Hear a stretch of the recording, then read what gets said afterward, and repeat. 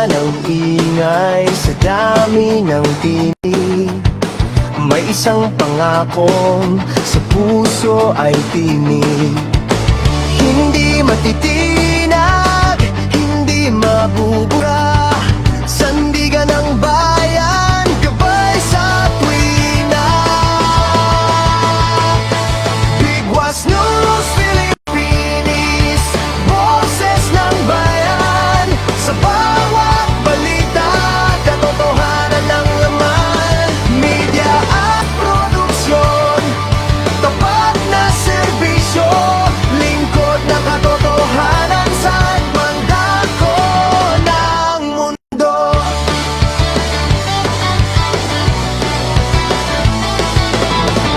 Mula sa lansangan hanggang sa himpapawid, ang tunay na kwento aming ihahatid. Walang kinikilingan, walang itatago, dahil sa Bigwas News ang tama ang plano. Bigwas na tumatama sa maling balita, liwanag sa dilim, pag-asa ang dala. Sa bawat pag-ulan, dangalang kaakibat, para sa Pilipino, kami ay laging mula. Bigwas News Philippines, boses ng bayan, sa bawat balita, katotohanan ng laman. Media at produksyon, tapat na serbisyo, lingkod ng katotohanan, saan mang dako ng mundo. Bigwas News Philippines, katotohanan, serbisyo, Pilipino.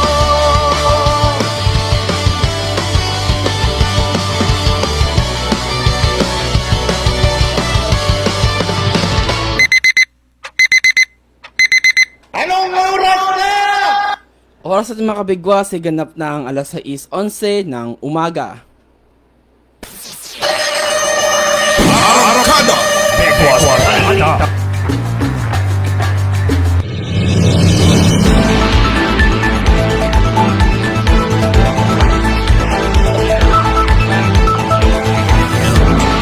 Magandang umaga lungsod ng Puerto Princesa at magandang umaga sa buong lalawigan ng Palawan. Ako po ang inyong mga kasama, Leo Abile, para sa Arangkada Bigwas Balita.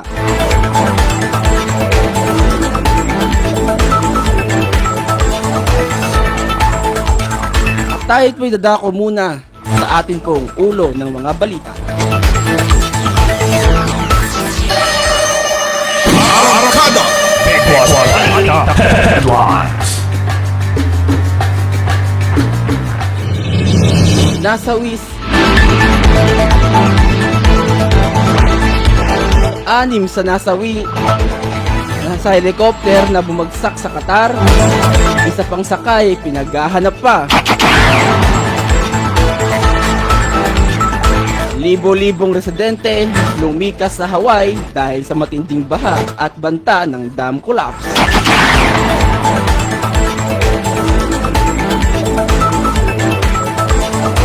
Trese anyos na bata, patay matapos malunod sa ilog sa Hagonoy, Bulacan.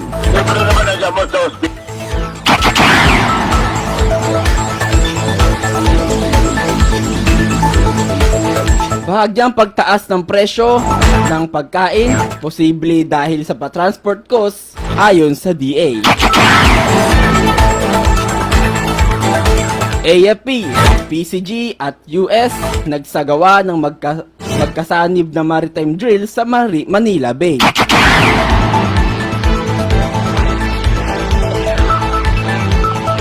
At PNP, pinahihigpit ang pamamatsyag sa online gaming na Roblox dahil sa banta ng child exploitation.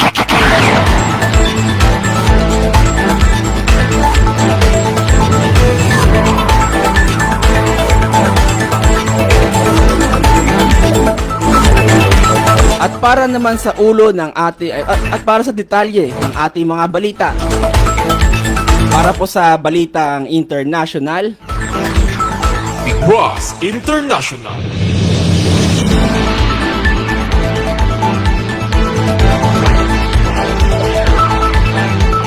anim na sawi sa helicopter na bumagsak sa Qatar. Isa pang sakay pinaghahanap pa.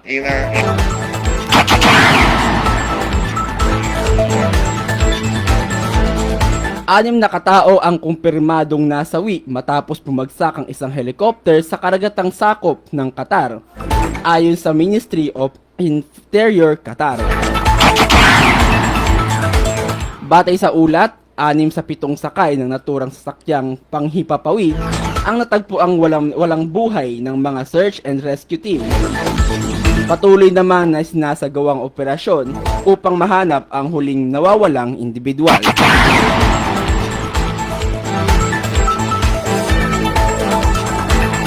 Ayon naman sa Ministry of Defense of Qatar, paunang lumalabas na maaaring teknikal na problema ang sanhi ng pagbagsak.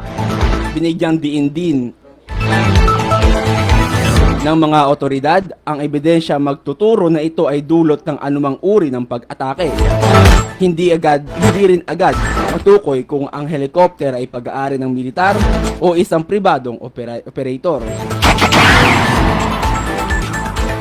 Itinuturing ang insidente bilang unang naitalang aviation-related accident sa bansa sa gitna ng umiigting sitwasyon sa Middle East. Sa kasalukuyan, nagpapatuloy ang masusing investigasyon upang matukoy ang tunay na dahilan ng aksidente habang hinihintay pa ang karagdagang detalye mula sa mga kinaukulang ahensya.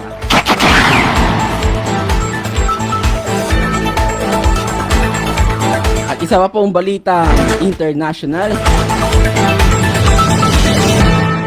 libo-libong residente lumikas sa Hawaii dahil sa matinding baha at banta ng dam collapse.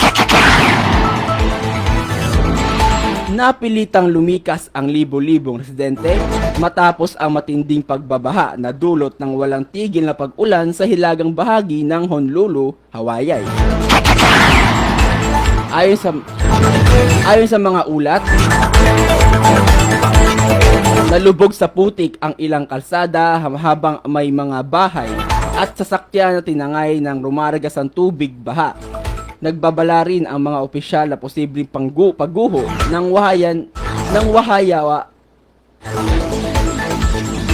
Wahiyawa Dam.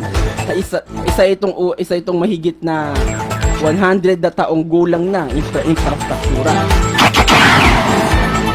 Dahil sa banta, pinaalingaw ang emergency sirens sa North Shore of Oahu at agad na pinayuhan ang mga residente sa mababang lugar na lumikas bilang pag-iingat. Sa kasalukuyan, wala pang naitalang nasawi, ngunit patuloy ang search and rescue operation sa mga naiulat na na-stranded sa iba't ibang lugar.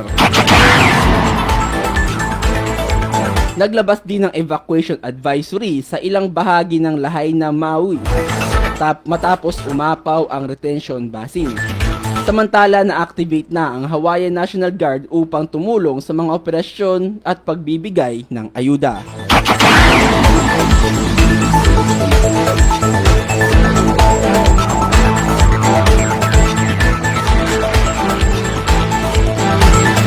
Tayo naman po dako sa ating pong balitang nasyonal.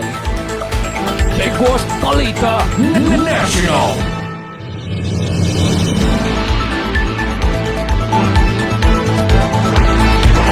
Trese anyos na bata patay matapos malunod sa ilog sa Hagonoy, Bulacan.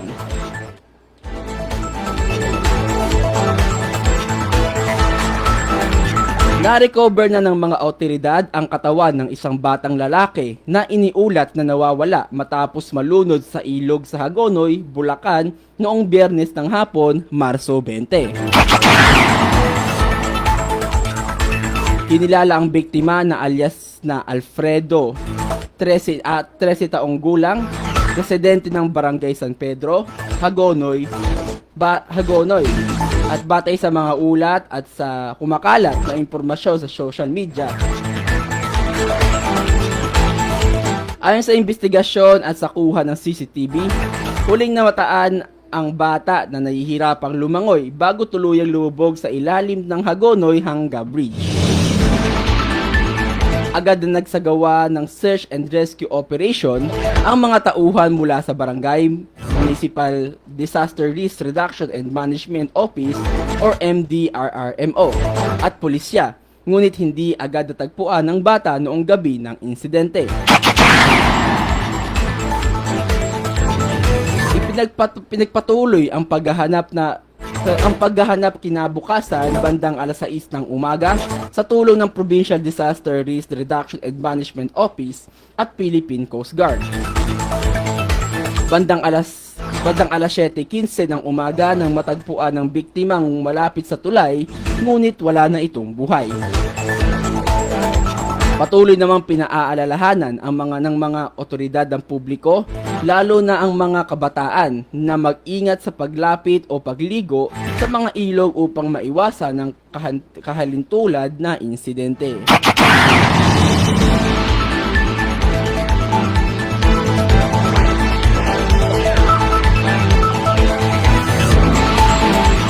At tayo po muna ay babalik pagkatapos lamang ng ilang patalastas. O ba ay nakabili ng lupa o property na hindi mo pa naililipat sa iyong pangalan? May lupa pero tax declaration lang ang hawak? May hinanang property mula sa magulang na gusto ay pa-transfer ang titulo sa iyong pangalan. May nawawalang titulo at kailangang i-verify sa Registry of Deeds. Magpapa-survey, subdivide o magpapasukat ng lupa. Pero wala kang oras o panahon para asikasuhin ang mga ito. Walang idea kung papaano ang proseso. At higit sa lahat, hanap mo ba ang mapagkakatiwalaan, legit at subok na ang serbisyo? Sagot ka namin dito sa J&Q Docs Land Title Services. Mga problema mo ay susolusyonan, mura ang serbisyo, higit sa lahat mapagkakatiwalaan. Kami ay may opisina at ito ay matatagpuan sa 235 Fernando Poe Jr. Avenue, Quezon City. Kami ay sertipikado na gumanap upang magsagawa ng mga serbisyong may kinalaman sa lupa o property na pinagtibay ng DTI, DIR, Mayor's Office at iba pang mga partner agencies.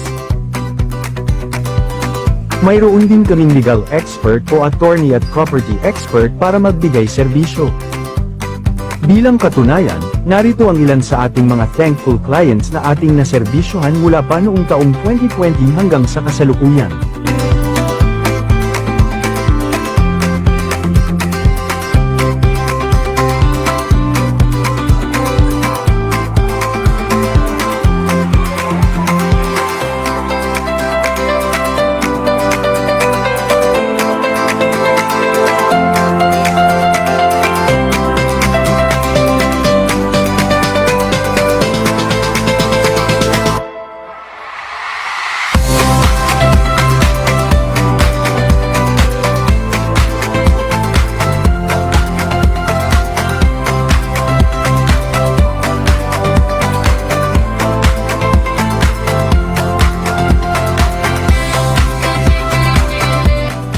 Kaya naman huwag na magpatumpik-tumpik pa, kumonsulta na sa J&Q Docs Land Title Services. Nakakasiguro ka sa tapat, mura, at dekalidad na serbisyo.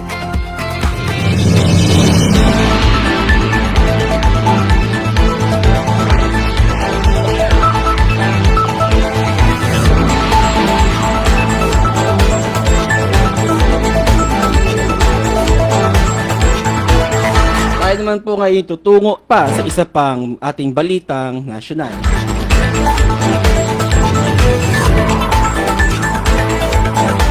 Bahagyang pagtaas ng presyo ng pagkain posible dahil sa transport cost ayon sa DA. Maraming nakararanas ng kaunting pagtaas sa presyo ng pagkain ang bansa sa kabilang ng sapat na supply.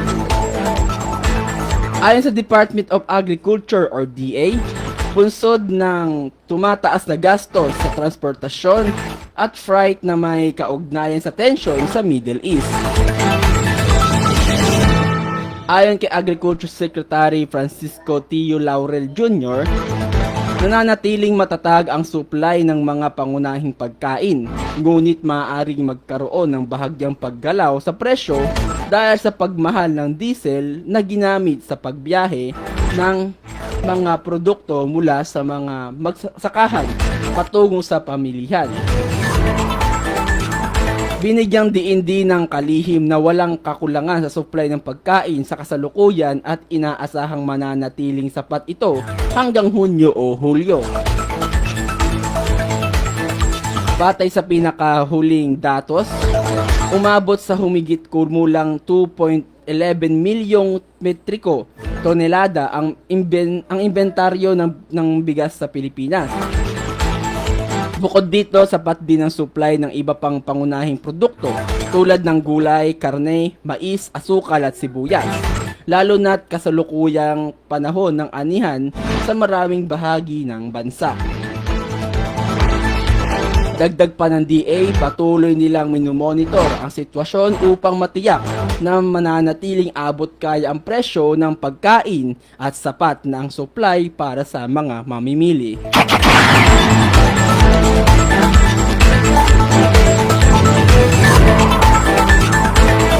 AFP, PCG at US nagsagawa ng magkasanib na maritime drills sa Manila Bay. Nagsagawa ng joint maritime drills ang Armed Forces of the Philippines, Philippine Coast Guard at United States Indo-Pacific Command sa Manila Base at karagatang sakop ng Mariveles, Bataan bilang bahagi ng pagpapalakas ng koordinasyon at kakayahang magsagawa ng magkasanib na operasyon. Isinagawa noong Marso 20 ang Maritime Cooperative Activity 26 to 3.1 na magkatuon sa Maritime Security at Response Operations sa loob ng teritoryo ng Pilipinas. Sa panig ng AFP, idineploy ang BRP Antonio Luna, dalawang A-29B Super Tucano aircraft, isang C-201B at Sokol Search and Rescue aircraft. Samantala, ipinadala naman ng PCG ang BRP Graviera Silang. Mula naman sa panig ng Estados Unidos, lumahok ang USS Blue Ridge, ang flagship ng US Navy 7th Fleet. Kabilang sa mga isinagawang aktibidad ang communication check at photo exercise na layuning magpahusay ang interoperability o kakayahang magtulungan ng mga pwersa sa gitna ng iba't ibang sitwasyon pang-seguridad sa karagatan. Ayon sa mga opisyal, mahalaga ang ganitong uri ng pagsasanay upang mapanatili ang kahandaan at mas mapalakas pa ang ugnayan ng mga kaalyadong bansa sa pagpapanatili ng kapayapaan at seguridad sa rehiyon.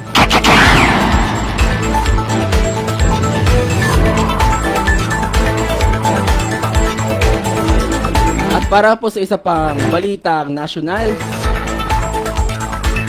PNP pinahihigpit ang pagmamatsyag sa online gaming na Roblox dahil sa banta ng child exploration. Pinaigting ng Philippine National Police or PNP ang kanilang pagbabantay sa mga online gaming platform matapos lumabas ang mga ulat na maaaring ginagamit ang mga ito sa pang-aabuso sa mga menor de edad, partikular na sa sikat na larong Roblox. Ayon kay PNP Chief General Jose Malencio C. Nartates Jr.,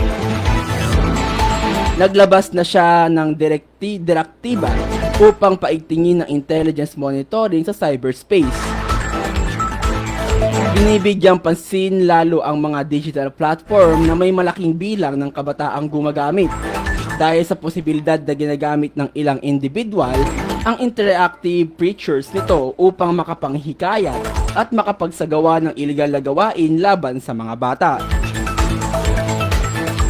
Bilang tugon, inatasan ng PNP Anti-Cybercrime Group na palawakin ang kanilang operasyon sa pagsubaybay, hindi lamang sa Roblox kundi maging sa iba pang online applications o mga online applications. Layunin nitong matiyak na hindi nagagamit ang mga nasabing platform bilang daluyan ng kriminalidad. Samantala, nakikipagtulungan na rin ang PNP sa Department of Information and Communication Technology or DICT at Cybercrime Investigation and Coordinating Center upang matukoy ang lawak ng umano'y illegal na aktibidad at makapaglatag ng mga karagdagang hakbang para sa proteksyon ng publiko, lalo na sa mga bata.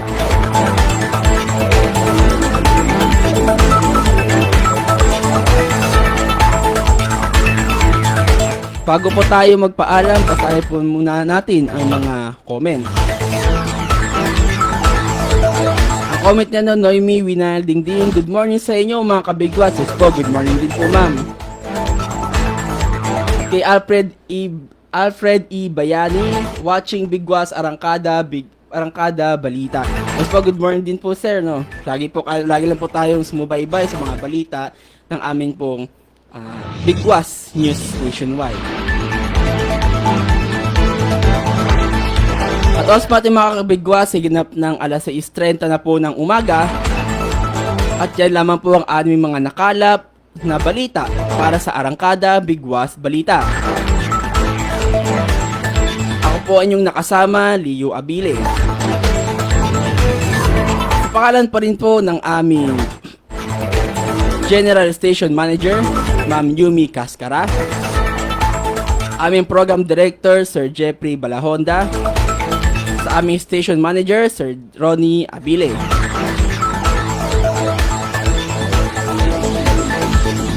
Ako po ang inyong nakasama, Leo Abile. Ngayon pong Marso 23, 2026. 26 ra. Ako po yung nakasama, yung lingkod, Leo Abile, para sa Arangkada Bigwas Balita. Magandang umaga po sa inyong lahat.